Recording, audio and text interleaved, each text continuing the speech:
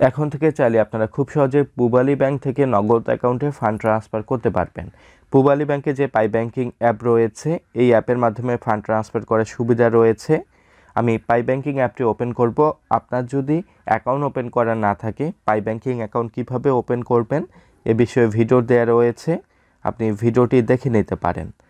আমার পাই ব্যাংকিং অ্যাকাউন্টে সর্বপ্রথম আমি লগ ইন করব। পাই ব্যাংকিং অ্যাকাউন্টে লগ ইন করার পর আমার নগদ অ্যাকাউন্টে ফান্ড ট্রান্সফার করার জন্য ফান্ড ট্রান্সফার টু এমএফএস এই অপশনে ক্লিক করব।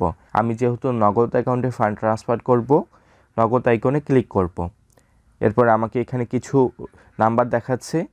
আমি সরাসরি আমার নাম্বারেই ফান্ড ট্রান্সফার করব, অথবা অ্যাড বেনিফিশিয়ারি থেকে বেনিফিশিয়ারি অ্যাড করে নিতে পারবো।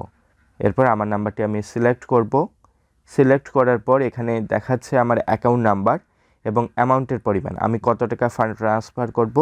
আমি দৈনিক 30,000 টাকা পর্যন্ত একটি অ্যাকাউন্টে ফান্ড ট্রান্সফার করতে পারবো এবং আমার অ্যাকাউন্টের লিমিট অনুসারে আমি করতে পারবো। আমি ডেসক্রিপশনে সেলফ লিখে প্রসেস অপশনে ক্লিক করব।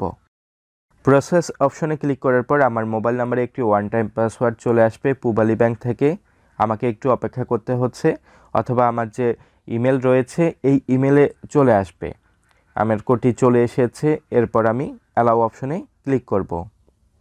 অ্যালাউ অপশনে ক্লিক করার পর দেখতে পাচ্ছি অ্যাকাউন্ট কার নামে ওপেন রয়েছে এই তথ্যগুলো দেখাচ্ছে এবং আমার ব্যালেন্সের পরিমাণ দেখাচ্ছে। আমি চাইলে বেনিফিশিয়ারিতে অ্যাড করে রাখতে পারবো। অ্যাড বেনিফিশিয়ারি এই অপশনে ক্লিক করে এখানে বেনিফিশিয়ারি শর্ট নেম আপনি লিখে নিতে পারবেন।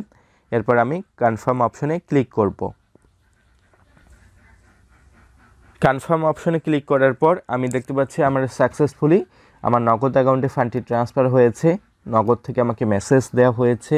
আমি চাইলে ডাউনলোড রিসিপ্ট থেকে আমি যে ফান্ডটি ট্রান্সফার করেছি এটাও কিন্তু দেখতে পাচ্ছি। আমার পূবালী ব্যাংকের পাই ব্যাংকিং ডিজিটাল ব্যাংকে যে ফান্ড ট্রান্সফার করার সুবিধাটি, এটা কিন্তু আমার ভালো লেগেছে। খুব একটা ইজিভাবে আপনি ফান্ড ট্রান্সফার করতে পারবেন, নগদ অ্যাকাউন্টে করতে পারবেন। এক্ষেত্রে আপনার কোনো প্রকার ঝামেলায় যেতে হবে না বা ঝামেলা হচ্ছে না।